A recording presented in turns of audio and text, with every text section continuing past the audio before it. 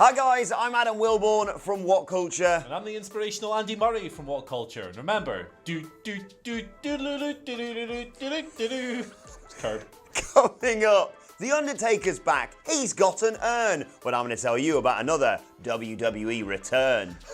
Will Ospreay and Seth Rollins, they're being really rude. And that's because they're in a Twitter feud. I report the news. You can call me a hack, but I don't care, because I'm going to tell you when Rey Mysterio's coming back. Mustafa Ali, his name isn't Mick, but he's getting a new gimmick. Soon I'll be getting married. A lucky lady will be my wife. But I'm going to tell you which wrestler may have a job for life. This is the news. Tremendous stuff. We're going to kick things off with a little Raw talk. Raw is a show Wow. that happened last night and all kinds of weird and wacky and unexplainable in this thing's case. They all went down. The first notable point we have to talk about is The Undertaker. The Undertaker returned. For some reason, out of nowhere, he decided to show up. The lights went out, the gun went off, and he appeared in the ring while Roman Reigns was getting the absolute piss kicked out of him by Shane McMahon and Drew McIntyre in their handicap match. He saved Roman Reigns for some reason. Unexplained, no complete nonsense, but it was fun. It was a really good angle. And now, apparently, we're getting The Undertaker and Roman Reigns versus Shane McMahon and Drew McIntyre at Extreme Rules. What? Why is this a thing? Like, why? Explain. I realise we're here to report the news, but I'm genuinely lost for words. Yes, I watched it this morning and I was sort of double speed skimming through. And I was like, oh, Roman's getting beat down. He's setting up for the coast to coast. And I'd sort of skipped forward and then all the lights had gone out. And I was going, oh, maybe I missed something. So I went back and it went gong. And I audibly went, what? Yeah. It's the magic. I do quite like it in a weird way. It was like, don't get me wrong. When I say it's complete nonsense, I mean that in the best possible way. I mean, granted, he did get Shane McMahon from here to about here for the choke slam. Yeah. But even so, it's a weird combo. But I'm sort of into it. Yeah, me too. It's kind of stupid and nonsensical, but maybe it'll be a lot of fun. I've got to admit, when the lights went out, the first thing I thought was, oh, it's Bray Wyatt. Yeah, me too. He is. He's back. He's going to destroy everyone. That would have been really cool. I rewound it to thinking I was going to see like a weird, like, and then when it went gong, I was just flabbergasted. Really, really weird development. That is one big Extreme Rules match that was mentioned and booked on the show. The other one, as we kind of spoke about a little bit yesterday, is Lacey Evans and Baron Corbin versus Becky Lynch and Seth Rollins for both titles. It's winners take all. The Universal and Raw Women's titles are on the line, and this all came together in the opening segment in which Becky and Seth essentially said, yeah, we'll wrestle you and we'll put the titles on the line so long as you two just bugger off and leave us alone going forward. Yeah, is it weird that the real life couple are faker on Raw than the fake couple of Baron Corbin and Lacey Evans? It's kind of a weird situation, isn't it? It's I'm weirded out by this whole thing. It's kind of like, obviously it's always interesting to see WWE capitalize on real life things, but they're taking a pretty big risk here. What if Becky and Seth decide a couple of months down the line that they absolutely hate each other and they no longer want to be together? They're kind of booking themselves into a dangerous corner. Either way, this match kind of reeks of a way to change two titles in one bout and put them onto a couple of really unpopular champions. Maybe save the heat from that to one single moment. It'll probably go the main event, right? Well, Undertaker. It's a tough call. I really hope they don't put the titles on Baron Corbin and Lacey Evans as a result of this match. It'll be hilarious. And try and do some sort of weird infighting between Becky Lynch and Seth Rollins because one of them got pinned. I'm hoping that what happens is they just batter them and then it's all done and dusted and we move on to the main event of Roman Reigns and The Undertaker versus Shane and Drew. But to be honest, right now, as a WWE fan, I have no idea what's going on. It's wacky, it's weird, it's kind of wonderful in a way. But in more conventional news, in a more conventionally good match, it looks like we're getting Kofi Kingston versus Samoa Joe, which should be really good. Oh, yeah, that did pop me when he was walking up the ramp, and I was like, right, you've kind of had Kofi's going night. You've had him be beaten by. He beat both Sammy and KO last night on Raw. The Dolph Ziggler thing seems to have been put to bed, and I was thinking, because I'd read all the speculation about they'd been advertising, of course, that triple threat match. Triple threat match for Extreme Rules with Kofi and I think KO and Dolph Ziggler. Yeah. But now, yeah, it looks like he's going to be facing Samoa Joe, and I am 100% behind that. One of the few men who I go, yeah, I'd be happy with him taking the title off Kofi. Yeah, 100%. Right, let's move on. I mentioned Bray Wyatt a little bit earlier on, and there is more speculation about when he could be returning to TV. You may have missed last night. You know when The Miz was walking backstage? There was Abby the Witch, one of the characters from the Firefly Funhouse, appeared in the background. PW Insider claim he is back on the road, and Mercy the Buzzard also appeared on the show last night. So it appears there may be sort of this slow tease for Bray Wyatt, which I'm absolutely fine with, because I'm just terrified that when they do bring him back, they're going to ruin that excellent character. Yeah, this is really good stuff. Like, you don't often see genuine subtlety in WWE. Usually when these characters appear in the background and they're hanging out or whatever, you'd expect Michael Cole to go, oh my god, could it be? And just completely bash you over the head with the whole thing. And WWE's the land of the obvious, really. They don't do threads like this very often, but this is really, really good writing.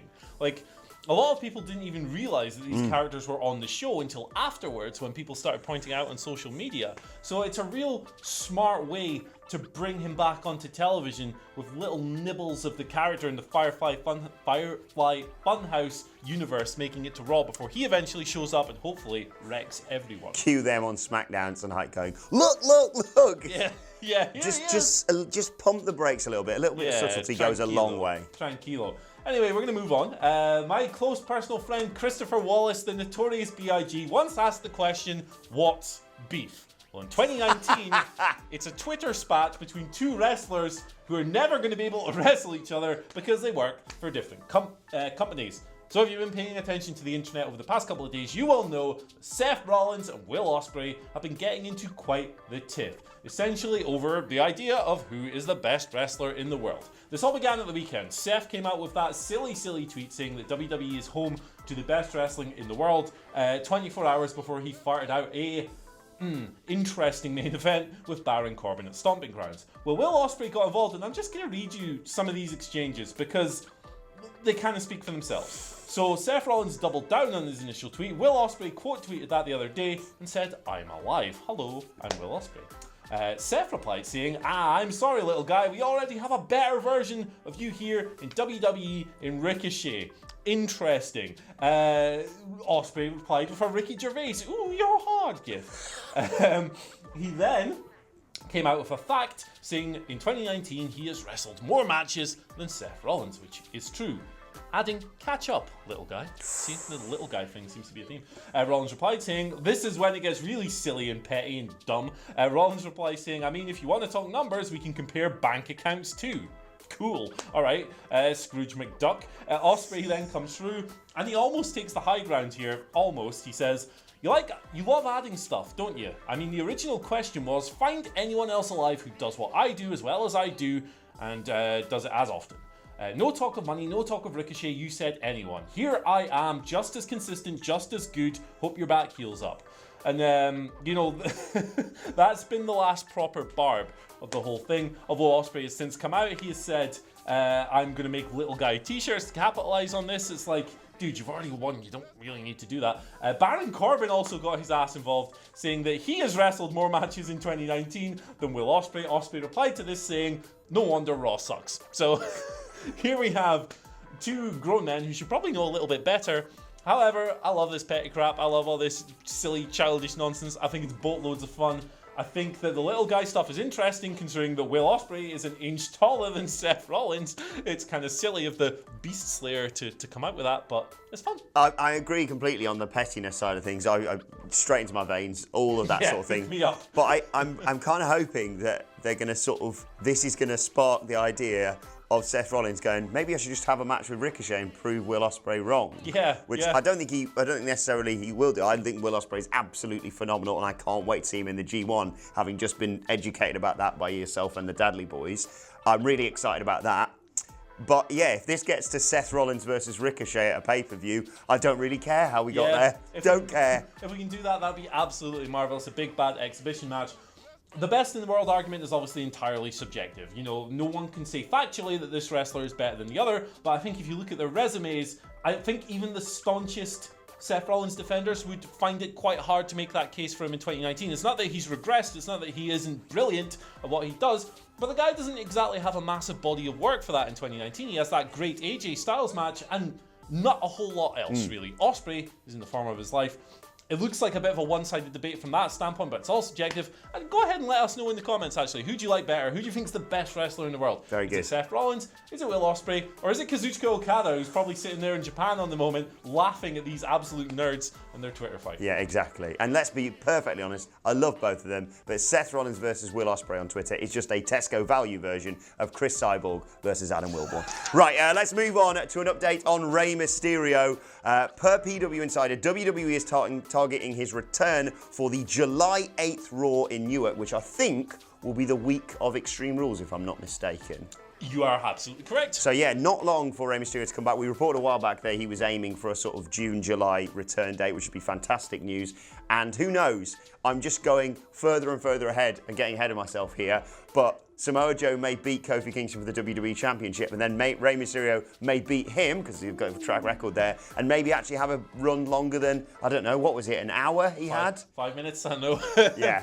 No, that'd be cool to see. It'd be really cool to see, in fact. And also, you know, if Rey comes back and Joe ends up being the champion, you can continue Joe's long-running theme of being a family botherer by getting Dominic involved in the WWE title feud. However we get there, I don't care. But yes, get well soon, Rey, and hopefully we'll see him back early in July on Monday Night Raw. Speaking of guys who are coming back, how about Ali? The man hasn't been seen on well, he was at Super Showdown in that silly Battle Royal, but other than that, he hasn't really been seen much on TV since May. He has really suffered through the implementation of the wildcard rule, as have a lot of other mid-carders. But he's coming back, he's got a new character. It aired during Stomping Grounds. There was a vignette. In it, he promised to be the light for those lost in the night. The light for the lightless. Yeah, he's the new Bray Wyatt. You know, his presence in the segment, it was almost like a modern update on Make a Difference Fatu. It was kind of weird. His presence like compared an alcoholic to pour her bottle of beer down a drain, and an arguing couple got back together, and a couple of thuggish rogues abandoned their plan to ambush a guy in a suit or something. It was all very positive, all very uplifting, a little bit cheesy, but wrestling is cheesy, and that's not necessarily a bad thing. Well, the reason he's being repackaged is because he wants to be repackaged. No, it's PW Insider are claiming that WWE just want to give him a refreshed, revived character ahead of his TV return. Perhaps the vanilla kind of underdog babyface, which he was very good at, perhaps that just wasn't deemed enough. It's wearing a bit thin, yeah. It is wearing a bit thin. Perhaps he needs to just come through with a more heavily gimmicked persona, and the guy's certainly likable enough to make it work. Save us ALI or something along those lines. Yeah, but yeah, whatever. As long as he comes back and just does more amazing flippy stuff, I don't really care what character Flippy he's got. dibbies. The comment section get really mad when we say flippy dibbies. Once more? Flippy dibbies. There we go. Right, final news story of today centers, and this might be my favourite one of today, centers around Vincent Kennedy McMahon and R-Truth. Wrestling News claiming via an insider source that Vince McMahon, quote, loves R-Truth because he's willing to do anything, no matter how ridiculous. Now, I realise that isn't that much of breaking news. We've seen R-Truth being just absolutely phenomenal alongside the likes of Drake Maverick with his 24/7 championship, which obviously continued on Monday Night Raw. We haven't got time to go through all the title changes. No. But as a result of that, the insider has also claimed that R-Truth may well have a job for life in WWE just because any of the mad, insane bollocks that Vince McMahon comes out with, R-Truth goes, yeah, why not try it? Yeah, I'll take it. Yeah, no, absolutely class. I love this. Like, I love R-Truth. I love that the company seem to recognise his value as like this endearing, long-running entertainer, and long may it continue. Right, let's move on to your Twitter questions. At WhatCultureWWE on Twitter if you want to send them to us. Kevin Tor starts us off. You may realise why I have picked this question very early on. He tweets, I'm stuck in congestion, so I'm sending you a question. Yes! Rey Rollins' double down tweet. Do you think that all the noxious fumes from burning it down have affected Seth's nasal passages so badly he can no longer smell bullsh? That's my favourite question ever. Now, I'll translate that as, do you think he's just basically started drinking the Kool-Aid of WWE? Yeah, I think that might be part of it. I think Michael Hamflett posed probably the most logical explanation of all this. I reckon he's probably just sitting there. He has this company that he dedicates his life to, and he works very, very hard, and he gives his best effort every single match, and he's sitting there, and 2019 has been nothing but non-stop criticism. Some of it right, some of it over-exaggerated, while companies like AEW and New Japan are kind of lavished with praise. I think he's just a guy who's probably just sick of that. Like, you know, like, he's responded in a really dopey kind of way, but it's very entertaining, and it's kind of hard to blame him for getting bullish, I guess. Yeah, I think he's just a company guy wanting a bit of, not acceptance, what am I looking for? Credit is the word I'm getting. I also think there's quite a big chance that he's just working us dorks. Yeah, exactly. And fair play. He's just, I watch this. Best company ever. Bye. Right, second question today comes from Bryant Nungaray, who says, I know it's a long shot, but can you guys ever imagine WWE having a pay-per-view dedicated to a cruiserweight main event similar to Best of the Super Juniors? They can just call it the Cruiserweight Classic again. I mean, I would like to see it because I'm a work rate dork, but no, I don't think that would happen. I think that the fact that these guys can barely ever escape the kickoff show is quite telling. I don't think WWE value the cruiserweights. I don't know if there will ever be a future where they do value the cruiserweights to that extent. Yeah, I don't know. I just don't see it happening. I agree. I don't see it happening, but I think the amount of disappointing main events we've had recently just because of sports entertainment, whereas like the amount of amazing cruiserweight matches we won on the kickoff show, if in theory the main event doesn't matter, i.e., I mean, look how many times they didn't put the WWE Championship match on last. Yeah, why not? Just if you're just going to have a great match with a worthy winner like Drew Gulak was, I think, why not? But I don't think it's going to happen anytime soon. But who knows? Hopefully, with all this money that WWE have got pouring in, they can maybe make another network special or something for the cruiserweights because they deserve it. The Cruiserweight Classic was phenomenal. I'd love another one. Final question. It's amazing when you look back at the names in that tournament as well. Zack Sabre Jr. Final question today comes from Bigus, who says, the 24/7 Championship has grown on me. I thought initially it was a way to bury talent in bulk, but I found it's a way to give talent a platform. I am getting bored of R-Truth getting away with it each week, though. Is it time for someone else to carry it and Truth to be the chaser? I do think they need to flip the formula at some point, but at the moment, like, I think it's really delivering for me. Like, I'm not getting bored of it at all. You know, like almost every week we do see R-Truth run away from ringside and a bunch of goobers chasing him over barricades and through the crowd and all this stuff. Yeah, there will come a time when they definitely need to flip things up. However, at the moment, R-Truth is just really entertaining and like, I laugh my little face off. I feel like they're just continuously laying the groundwork in for Carmella turning on him for the 24/7 Championship, which is going to happen eventually, I do believe. Oh, for sure. But I quite still like R-Truth, but I did pop for EC3 when yesterday. I thought for a second they could do some good stuff with this. EC3's back. And then he wasn't anymore. But, you know, I love the 24/7 Championship. I agree in a way that it does, even for a split second, it does shine a spotlight on someone. Like, you just got a nice lumbar check from Cedric Alexander on last night's Raw. So, fine. But Titus needs to win it again before anyone else. Did you enjoy Titus literally dragging the referee out from the back? That was tremendous. Just fantastic stuff. More of that, please. Right, let's move on to today's, and finally, a very simple one today you may have already seen. Becky Lynch's new Twitter profile picture. Oh, yes. I saw this last night. Yes. Thoughts? Yep, that's my thought. Like, okay. It's manception there, isn't it? If anyone fancies doing a face swap of myself and Andy Murray, let's just do a quick. Right, knock yourself out with that, and maybe we'll have different profile pictures later on today. Sounds good to me. Who do you reckon look better? Do you reckon I think you're, because I can't grow a beard. I've always wanted to grow a beard. So. But I'm like obnoxiously bald, so it's hard to say.